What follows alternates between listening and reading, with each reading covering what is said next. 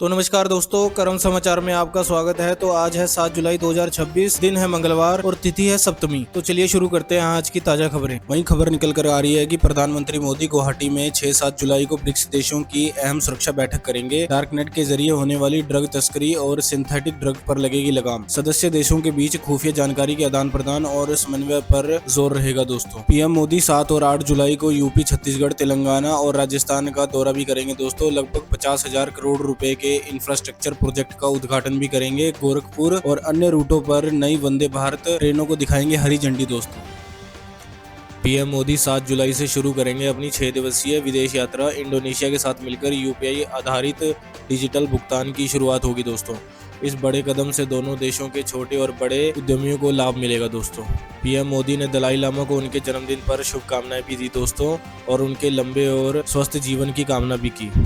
मुख्यमंत्री योगी आदित्यनाथ 7 जुलाई को प्रतापगढ़ में करोड़ों की परियोजनाओं का लोकार्पण करेंगे। जीआईसी मैदान में होने वाली जनसभा के लिए 1500 पुलिसकर्मी तैनात कर दिए गए हैं। दोस्तों, प्रशासन और आईजी लेवल के अधिकारियों ने सुरक्षा, पार्किंग व भीड़ प्रबंधन का जायजा भी लिया है। दोस्तों, वहीं खबर निकल कर आ रही है कि जनवरी-जून 2026 में मल्टीप्लेक्स बॉक्स ऑफिस कलेक्शन 21% तक बढ़ गया है। दोस्तों, सिनेमाघरों में दर्शकों की संख्या 10 से 12% तक की बढ़ गई है। दर्शक सीक्वल और फ्रेंचाइजी को देखने में प्राथमिकता दिखा रहे हैं। दोस्तों, ट्रैवल इंश्योरेंस खरीदने वालों की संख्या में सालाना 10% की वृद्धि हुई है। 40% से अधिक भारतीय अब जापान, मालदीव और दक्षिण कोरिया जैसे नए देश चुन रहे हैं। ट्रैवल इंश्योरेंस कराने वालों में सबसे बड़ी हिस्सेदारी 50 साल से कम उम्र के युवाओं की है। दोस्तों, वहीं सरकार ने एलएनजी की सप्लाई पर रोक हटा दी है। दोस्तों, अब इससे उद्योगों को राहत मिलेगी। हिमाचल प्रदेश ने 7 एचपीएएस और 2 एचपीएसएस अधिकारियों के तबादले किए हैं। सुरेश मोहन को स्टेट रूरल लाइवलीहुड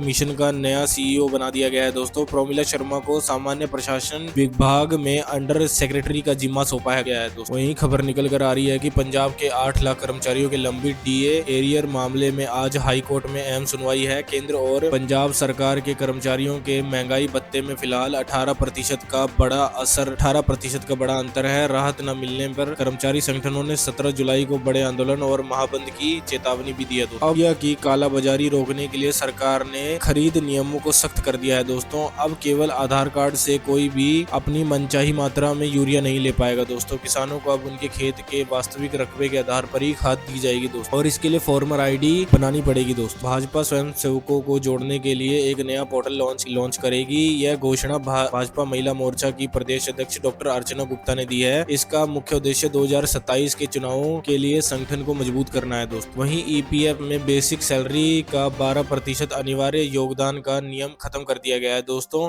नई योजना के तहत पीएफ अनिवार्य योगदान की सीमा 1800 रुपए तय कर दी गई है। कर्मचारी और कंपनी अपनी इच्छा से 12% का पीएफ डिडक्शन जारी कर सकते हैं। दोस्तों, वहीं परिसीमन के बाद मध्य प्रदेश में 15 नई लोकसभा सीटें बढ़ सकती हैं। दोस्तों, राज्य की विधानसभा सीटों की संख्या 84 से बढ़कर 314 होने का अनुमान है। इस प्रक्रिया को पूरा करने के लिए परिसीमन आयोग का गठन किया गया है। दोस्तों, आप देख सकते हैं कि मध्य प्रदेश परिसीमन की मुख्य सिफारिशें जो भी सीटें हैं 29 सीटें हैं और प्रस्तावित सीटें 44 हैं, और संभावित नया परिसीमन मॉडल जिसमें नई सीटें जुड़ने का अंदेशा है। तो वहीं ममता बनर्जी ने बागी नेताओं को सीधा भाजपा में शामिल होने की चुनौती दी है। उन्होंने स्पष्ट किया है कि पार्टी का चुनाव चिन्ह उनके पास ही रहेगा। बागी गुट हाल ही में कोलकाता के एक पार्टी ऑफिस पर कब्जा किया गया है। दोस्तों, वहीं खबर निकल कर आ रही है कि डोनाल्ड ट्रंप ने दावा किया है कि वह एक हमले में ईरान की पूरी लीडरशिप खत्म कर सकते थे। ट्रंप ने कहा है कि उन्होंने बातचीत का विकल्प खुला रखने के लिए ऐसा नहीं किया। ईरान ने जवाब दिया है कि लोगों को मारा जा सकता है लेकिन उनके विचारों को खत्म नहीं किया जा सकता। दोस्तों, राम मंदिर में चढ़ावा चोरी वाले आरोपियों को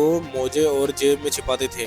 पुलिस ने आईटी एक्सपर्ट की मदद से चोरी के डिलीट किए गए सीसीटीवी फुटेज रिकवर कर लिए हैं। दोस्तों, और मामले में बंद 5 आरोपियों को पुलिस द्वारा पूछताछ की जा रही है। अमरनाथ यात्रा के लिए 9 जुलाई तक के सभी रजिस्ट्रेशन फुल हो गए हैं। दोस्तों, प्रशासन ने बिना रजिस्ट्रेशन वाले यात्रियों से यात्रा टालने की अपील अपील की है। बिना पंजीकरण के यात्रा करने वाले को चेक पोस्ट पर ही रोक दिया जाएगा दोस्तों। वहीं खबर निकल कर आ रही है कि ज्योतिरादित्य सिंधिया ने शिवपुरी में अडानी ग्रुप की जैकेट फैक्ट्री का उद्घाटन किया। इस फैक्ट्री से क्षेत्र की 2500 महिलाओं को रोजगार के अवसर मिलेंगे। इस उद्योग से सालाना 2500 करोड़ रुपए का रेवेन्यू भी जनरेट होगा दोस्तों। बच्चों को ब्लू कार्ड आधार को लेकर नया अपडेट आ गया है दोस्तों। 30 सितंबर तक आधार में मुफ्त अपडेट की सुविधा दी जा रही है। माता पिता इस तारीख तक बिना किसी शुल्क के इस खास सर्विस का लाभ उठा सकते हैं दोस्तों। देश में पहली बार मध्य प्रदेश वक्फ बोर्ड में 2 गैर मुस्लिम सदस्य शामिल हो गए हैं।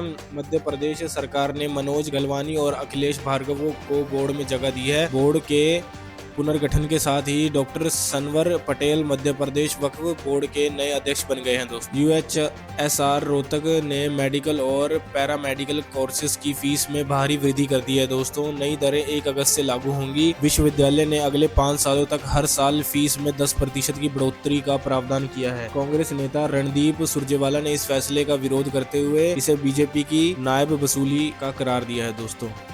जयपुर में DLC दरों में 5% से लेकर 49% तक की वृद्धि देखी जा सकती है दोस्तों। सिर्फ 4 महीने के भीतर प्रॉपर्टी की दरों में यह दूसरी बढ़ोतरी है। बाहरी और ग्रामीण इलाकों में 35 से 40% तक के रेट बढ़ सकते हैं दोस्तों। आप देख सकते हैं कि DLS रेट क्या होता है। किसी भी जमीन की सरकारी बाजार कीमत जो निर्धारित होती है उसे DLS रेट कहते हैं। इसी के आधार पर जमीनों के रेट बढ़ते और घटते हैं दोस्तों। हिमाचल में कर्मचारियों के DA में 3% तक की बढ़ोतरी कर दी गई है। न्यूनतम दिहाड़ी 425 से बढ़कर अब 450 रुपए हो गई है और दैनिक वेतनभोगी कर्मचारी नियमित होंगे और 175 कर्मियों को बोनस भी मिलेगा। वहीं खबर निकल कर आ रही है कि हिमाचल प्रदेश में 18 IAS और 16 HAS अधिकारियों का ट्रांसफर किया गया है। सुदेश कुमार मोक्टा को सेक्रेटरी सहायता बनाया गया है और अमरजीत सिंह को सेक्रेटरी TCP का अतिरिक्त कार्यभार मिला है दोस्तों। MP में 6 महीने के अंदर UCC लागू होने की तैयारियां हैं दोस्तों। CM ने कहा है कि सबके लिए एक कानून होना जरूरी है, यही साम्राज्य है। लाडली बहनों को मिलने वाली आर्थिक सहायता के विस्तार पर जोर दिया गया है दोस्तों। वहीं खबर आ रही है कि सोने की कीमत में 832 रुपए की गिरावट दर्ज की गई है। वहीं चांदी के दाम में 2046 की भारी कमी आई है दोस्तों। 24 कैरेट सोना अब 1,46,000 और चांदी 2,32,000 रुपए प्रति किलो के स्तर पर है दोस्तों।